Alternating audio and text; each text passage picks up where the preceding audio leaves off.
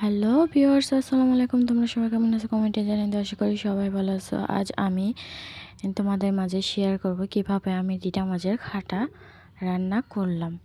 তো ওই জন্য প্রথমে আমি এই যে পেঁয়াজ কুচি, মরিচ কুচি আর তেজপাতা কড়াইতে দিয়ে তেলে ভেজে নিচ্ছি। এটাকে আমি লাল লাল করে একবারে বাদামি কালার করে নেব, তাতে তরকারিতে ঘেরান আসে ভালো এবং কালারও সুন্দর হয়। এরপর আমি এই যে পেস্টটা লাল লাল করে ভেজা হওয়ার পর একটু পানি দিয়ে হলুদ গুঁড়ো দিয়ে দিলাম, দিয়ে সব কিছু আমি পরিমাণ মতো দিয়ে দিচ্ছি আদা বাটা পরিমাণ মতো।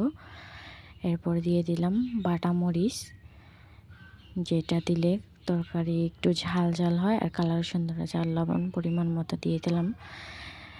লবণ তরকারির মূলত একটা জিনিস, এটা কম হলে একবার খাওয়া যায় না। তো অন্য কিছু কম হলে মোটামুটি খাওয়া যায়, কিন্তু এটা কম হলে খাওয়া যায় না। তো এদিকে যে আমি মশলাটাকে ভালো করে কষিয়ে নিব। যেহেতু রিটা মাছ আমি কষিয়ে রান্না করব, তার জন্য আমি ভালো করে মশলাটা কষাবো, যাতে মশলা থেকে হলুদের গন্ধ না আসে। এদিকে প্রায় মশলা কষানো শেষ, সুন্দর হয়ে আছে, কালারটাও সুন্দর হয়ে গেছে। তো আর বেশিক্ষণ কষাবো না, কিছুক্ষণ কষিয়ে আমি মাছগুলো ছেড়ে দেব। তো মাছগুলো ছেড়ে দেব। এই ভিডিওটা আমি আরও আগে করে রেখে দিয়েছিলাম, কিন্তু তোমাদের মাঝে আপলোড দেওয়া হয়নি। তা আজ দিতেছি। দেশে আসছি, গ্রামের বাড়িতে চলে আসছি। তো গ্রামের বাড়িতে নতুন নতুন ভিডিও পাবে ভিউয়ার্স, তার জন্য অবশ্যই আমার চ্যানেলটিকে সাবস্ক্রাইব করে বেল আইকনটি বাজিয়ে রেখো। তো এদিকে মাছগুলো দিয়ে আমি এই যে দিয়ে দিচ্ছি, ভালো করে কষিয়ে নিচ্ছি। এখন ভালো করে কষিয়ে নিব।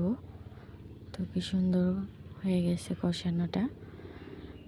আমি ভালো করে এটাকে না কষিয়ে যদি পানি দিই, তাহলে কিন্তু এই মাছের একটা গন্ধ আছে, সেই গন্ধটা আসবে। এজন্য সুন্দর করে কষাতে হবে। কষানো থেকে তেল বেরিয়ে আসলে আমি একটু পানি দিয়ে দেব।